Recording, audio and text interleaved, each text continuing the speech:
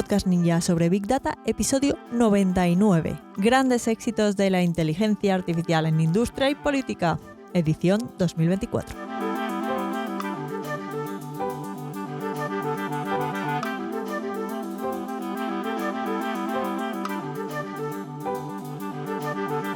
Muy buenos días y bienvenidas a un nuevo episodio de un podcast ninja sobre Big Data.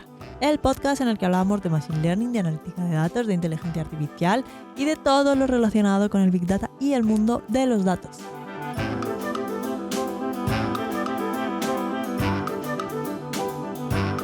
En este podcast hablamos de inteligencia artificial y de Big Data de manera normal, alejándonos de las ideas distópicas, del hype y tratando estos temas con los pies en la tierra y con sentido del humor. Yo soy Marta Arroyo y cada semana os cuento cositas sobre todo este mundo de los datos al que me dedico. Pero antes de empezar, recordaros que os espero en la membresía Ninja, donde encontraréis tutoriales, podcast premium. También tenemos parte de comunidad con un grupo de Telegram privado y sesiones en directo, donde lo pasamos muy bien y aprendemos mucho. Tenéis toda la información en datos.ninja/comunidad y obviamente en las notas del programa.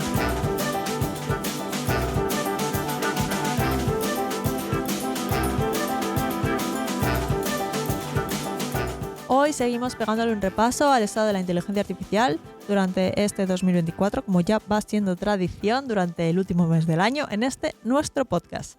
Y nos vamos a centrar en las cositas que han pasado en la industria y en la política, porque este año los gobiernos se han puesto a tope con la regulación, así que vamos a ver distintas tendencias regulatorias dependiendo de por dónde nos movamos en el mundo. Y si vamos a hablar de empresas y de inteligencia artificial, tenemos un año más un claro vencedor, que es Nvidia, un claro protagonista que ya se ha convertido en la tercera empresa americana en conseguir un valor de mercado de $3 billones. Y no estoy hablando de billones americanos, o sea, mucho dinero. La demanda de GPUs no para de crecer y Nvidia sigue sin tener competidores capaces de plantarle cara, así que están living. Además, han presentado una nueva familia de GPUs, las Blackwell, que son bastante prometedoras.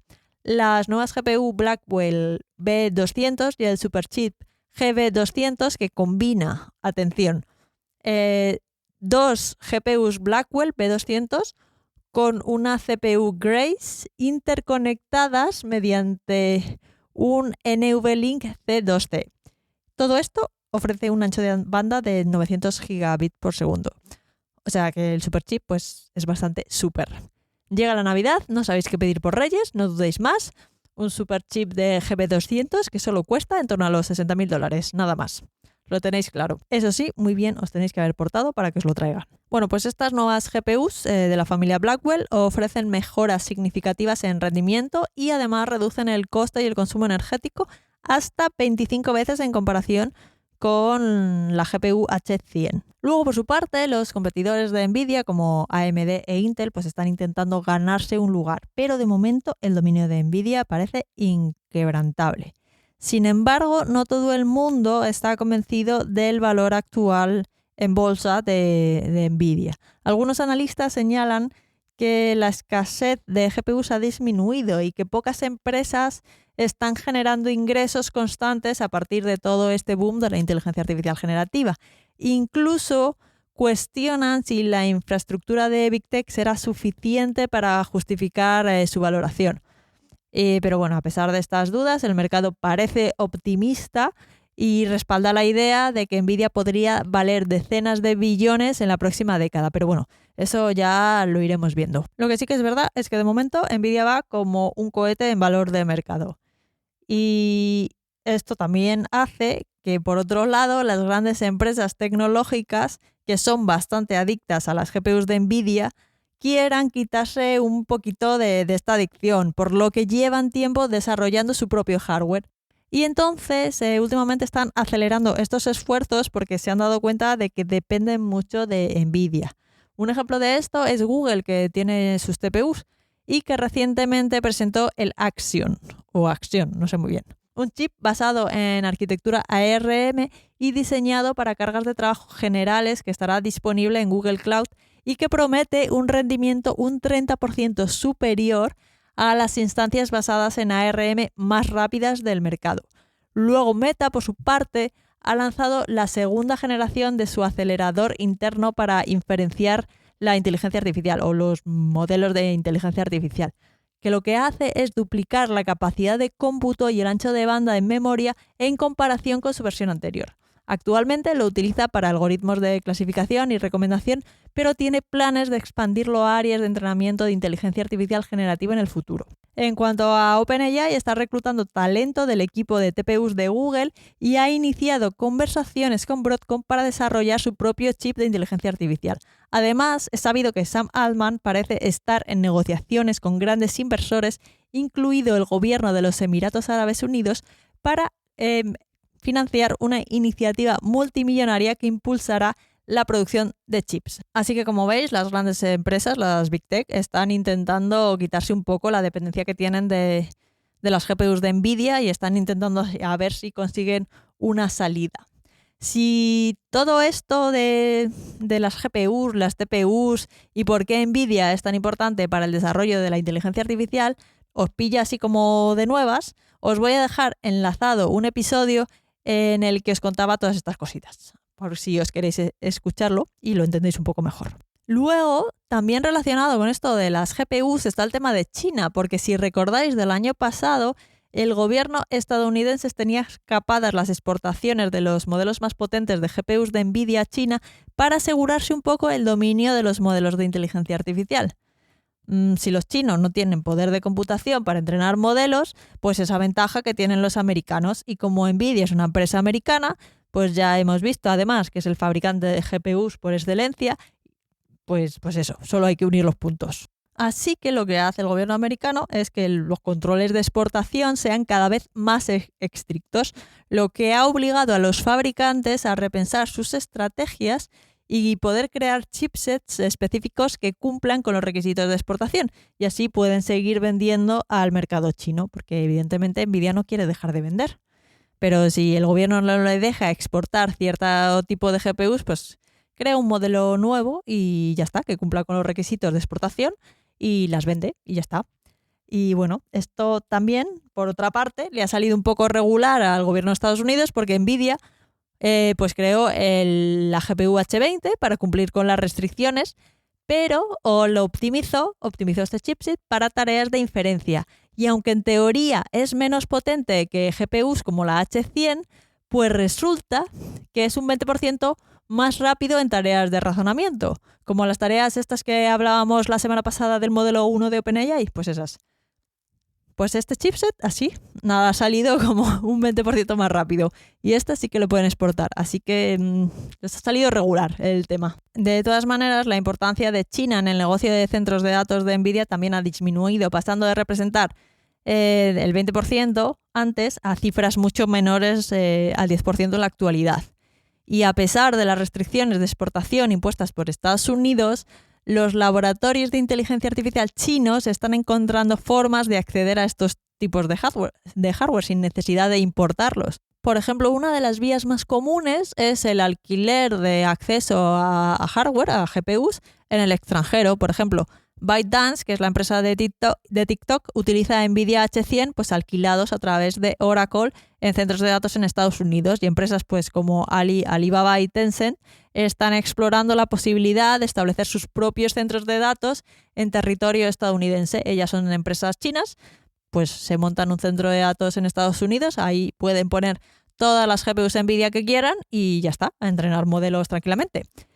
Y luego Google y Microsoft también están ofreciendo sus servicios en la nube con Google Cloud y Azure a grandes empresas chinas. Así que, pues no sé, la estrategia de que no le vamos a dejar a las empresas chinas el acceso a las GPUs porque no les vamos a dejar importarlas, pues funciona regular. Porque ya veis que hay como varias maneras de acceder a este hardware sin necesidad de importarlo. Además de que estas restricciones de exportación de GPUs son exportación directa a China, por lo que los intermediarios asiáticos, especialmente en países como Malasia, Hong Kong y Japón, pues han dicho esta es la nuestra, porque lo que hacen es comprar los chips y luego los transfieren a China mediante empresas ficticias o centros de datos temporales. Por ejemplo, un caso reciente involucró un pedido de 2.400 Nvidia H100 valorado en $120 millones, pues que lo había gestionado un intermediario malayo.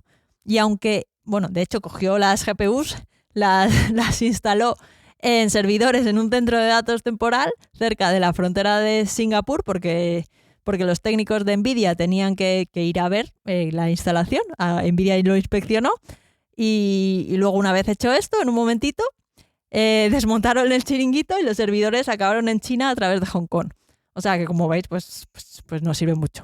Luego hay otro caso, un intermediario de Hong Kong que acumuló 4.800 GPUs H100 usando empresas pantalla y luego los revendió a un cliente chino por $230 millones y se llevó en la operación, ojo, unos $180 millones. Es que es muy heavy. Y bueno, una señal de que todas estas restricciones en la exportación de GPUs a China no han logrado impedir que durante este año haya habido avances en los laboratorios de inteligencia artificial chino, pues son los resultados que han estado logrando de modelos que es que incluso los modelos que han desarrollado destacan en rankings como el chatbot Arena, del que hablamos la semana pasada también.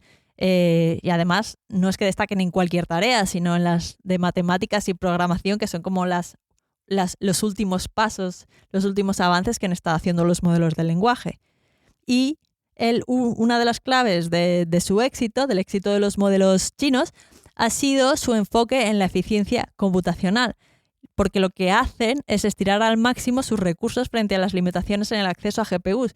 Es que no les queda otro remedio. Entonces, pues su investigación avanza un poco en esa línea, ¿no? Y los laboratorios chinos no solo están desarrollando modelos competitivos, sino que han optado por compartir muchos de ellos de forma open source para impulsar su adopción y evaluación internacional. En cuanto a Alibaba, por ejemplo, que es una de las grandes, tiene su familia de modelos Qwen 2, que ha impresionado por sus capacidades de visión desde tareas complejas de reconocimiento de caracteres hasta análisis de obras de arte. Así que queda claro que, aunque las restricciones han dificultado así como un poco el acceso al hardware, a las GPUs, pues la innovación y el ingenio de los laboratorios chinos siguen impulsando avances significativos en la inteligencia artificial. Es que no han podido hacer tampoco mucho. Y al final es que han sido capaces de desafiar cualquier intento de desacelerar sus avances, ¿no? Bien, eso por un lado, por el tema de las redecillas sociopolíticas entre Estados Unidos y China, que están ahí siempre, no te dejo mis GPUs, pero a mí me da igual porque yo avanzo igual. Vamos a hablar ahora de la regulación, porque en 2024 la regulación de inteligencia artificial se ha convertido en uno de los puntos más calientes y voy a intentar contaros lo más relevante para entender cómo se está moviendo este temita, ¿vale? Os pongo en antecedentes porque tenemos varias vías. Por un lado, en Estados Unidos todo comenzó con compromisos voluntarios de las empresas en 2023. En plan, las empresas voluntariamente decían que se iban a portar bien, ¿vale? Pero después Joe Biden firmó una orden ejecutiva que imponía reglas para modelos frontera, que son los modelos que utilizan muchísima potencia computacional, rollo GPT-4 o Gemini Ultra. Entonces, después de la orden ejecutiva esta de Joe Biden, entre otras cosas, ahora los laboratorios están obligados a notificar al gobierno y compartir pruebas de seguridad antes de lanzar modelos que usen más de un cierto número de teraflops por medir algo, ¿vale? Al final los teraflops son operaciones de puntos flotantes por segundo. Pues una cosa que más o menos es un indicador del tamaño del modelo, ¿vale? Y de la potencia. Luego también hay reglas adicionales para el uso de inteligencia artificial en síntesis biológica, ya que evidentemente la síntesis biológica pues, es un tema sensible. Entonces, antes de lanzar un modelo de este tipo, un modelo muy potente, tienen que notificar al gobierno. Eso sí, en Estados Unidos las órdenes ejecutivas tienen un problema y es que pueden ser revocadas muy fácilmente. Y a nivel estatal, California luego intentó sacar adelante un proyecto de ley que buscaba establecer un régimen de seguridad y responsabilidad para los modelos fundacionales. Pero al final fue vetado, o sea, fue como una falsa alarma, porque lo que dijeron para vetarlo es que podía frenar la innovación sin aportar verdadera seguridad, que es un poco lo que dicen los retractores del reglamento europeo, ¿vale? Entonces, sobre el reglamento europeo. En marzo, el Parlamento Europeo aprobó al final el marco regulatorio para la inteligencia artificial, que llevaba ahí desarrollando varios años. Y ya dedicamos un episodio al respecto, a toda la regulación europea, a todo lo que se aprobó. Os lo voy a dejar enlazado por si queréis profundizar un poco en el tema, por si queréis saber en qué consiste. Pero básicamente la ley lo que hace es prohibir sistemas considerados pues, de riesgos inaceptable, como podría ser que manipulen cosas o evaluar a las personas según su comportamiento o según su historial financiero o según sus actividades sociales y asignarles como una puntuación que pueda influir en su acceso a servicios o a empleos o a derechos. Hay un episodio parecido que cuenta un poco todo esto de evaluar a la gente según sus comportamientos y darle o no acceso a diferentes servicios en la serie Black Mirror, que es un episodio bastante chungo. Pero bueno, yo os lo voy a dejar enlazado también, ¿por qué no? Por si os apetece verlo y así os hacéis una idea de lo que intenta evitar en parte pues el reglamento europeo, ¿vale? Esto de los puntos es algo que creo además que se está dando en China, pero bueno, no lo sé fijo. Bueno, pues eso por un lado. Al final, la ley europea prohíbe sistemas considerados de riesgo inaceptable y este tipo de cosas serían riesgo inaceptable, ¿vale? Bueno, pues durante la negociación de la ley, del marco regulatorio, hubo pues bastante diálogo para que los Estados miembros pudieran ponerse al final de acuerdo en aprobar un marco regulatorio. Y en el último momento, finalmente, Francia y Alemania lograron suavizar ciertas restricciones, pero vamos, que acabó saliendo adelante. De hecho, ya os digo que si queréis saber un poco en qué consiste toda la regulación europea y qué intenta regular, tenéis el episodio al respecto en las notas del programa. Y así a priori, el objetivo de la regulación pues no está ni tan mal, porque al final se supone que lo que intenta es proteger a la sociedad, a los europeos, pero todo esto tiene una cara B, porque si juntamos la regulación de la inteligencia artificial con el reglamento de protección de datos, que también está vigente en Europa, pues muchos modelos no lo cumplen. Y eso hace que, por ejemplo, Anthropic haya tardado más en hacer accesible su modelo Claude en Europa.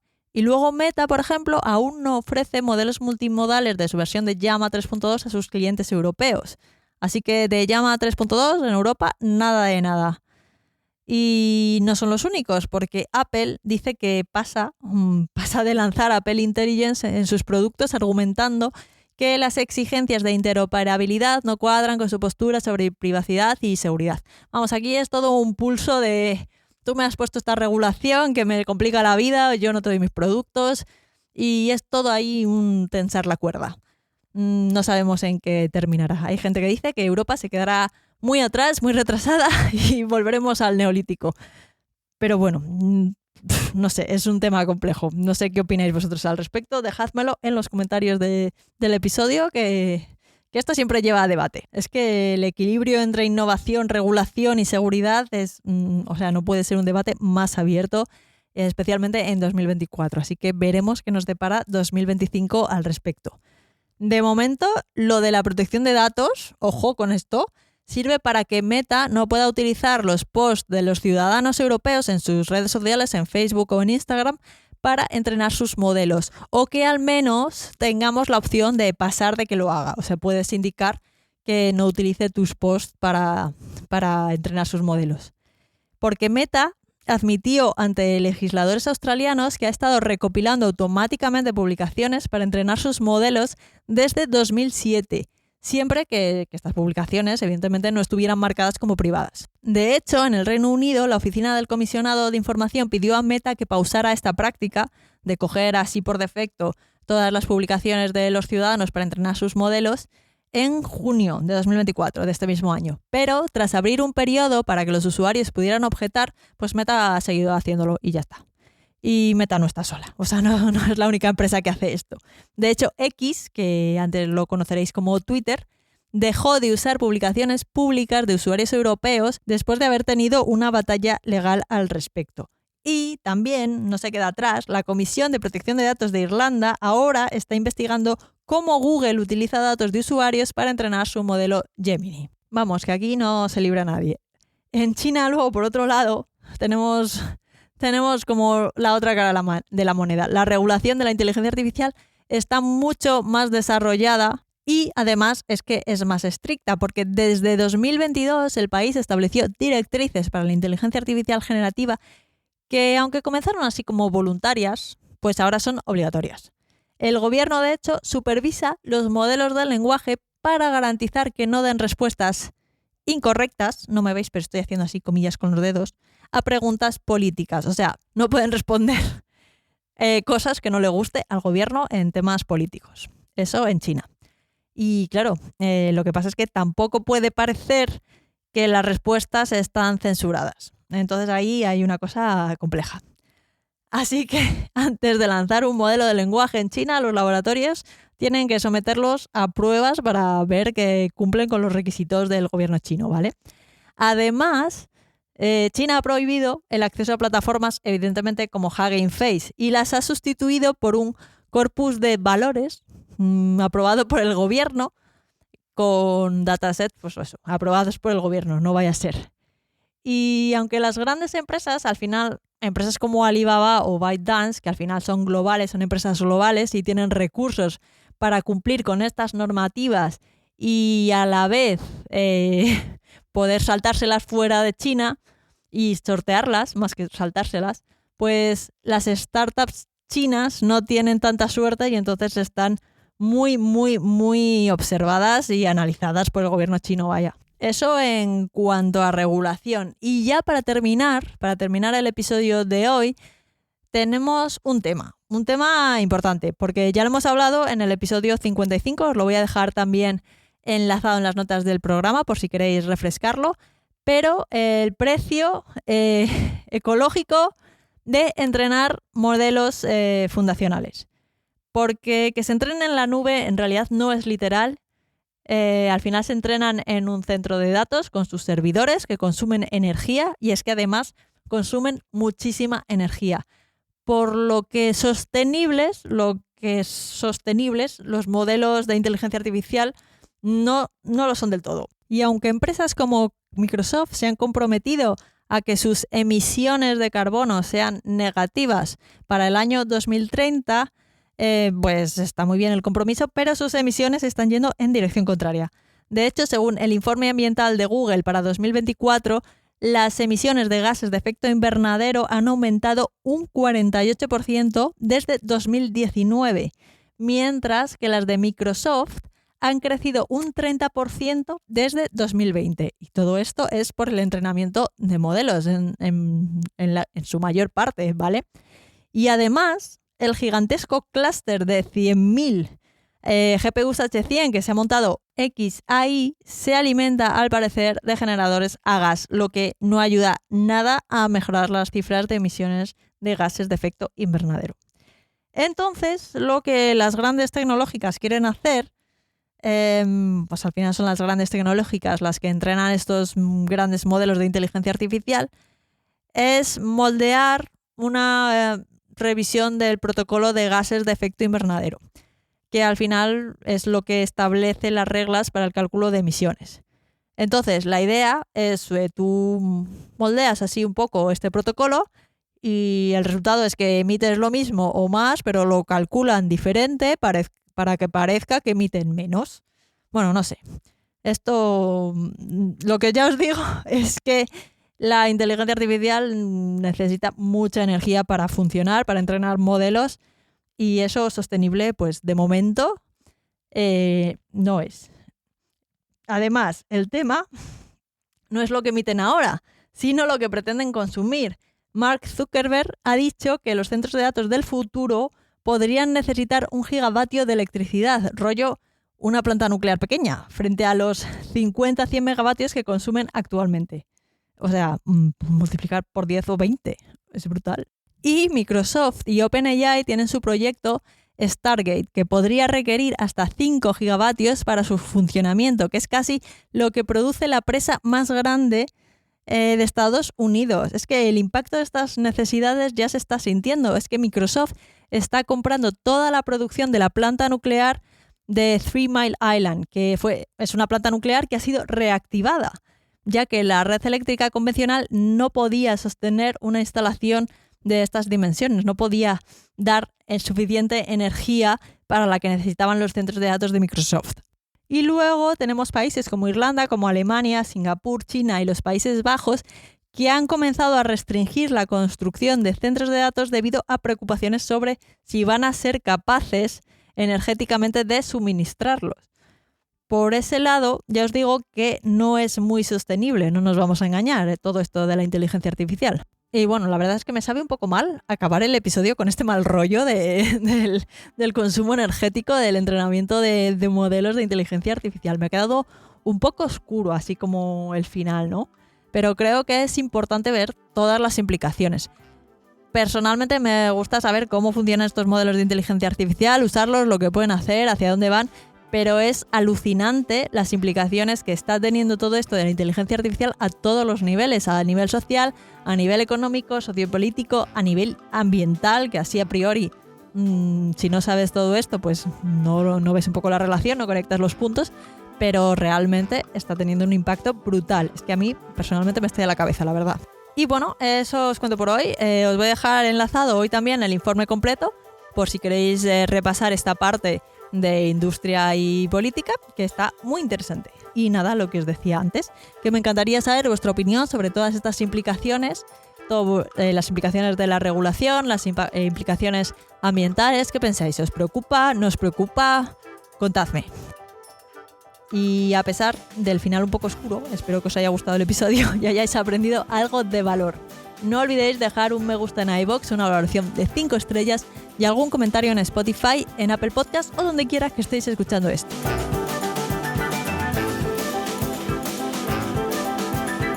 Sobre todo, muchas gracias por estar al otro lado y nos escuchamos en el próximo episodio de un podcast ninja sobre Big Data. ¡Feliz semana y hasta el próximo episodio! ¡Adiós!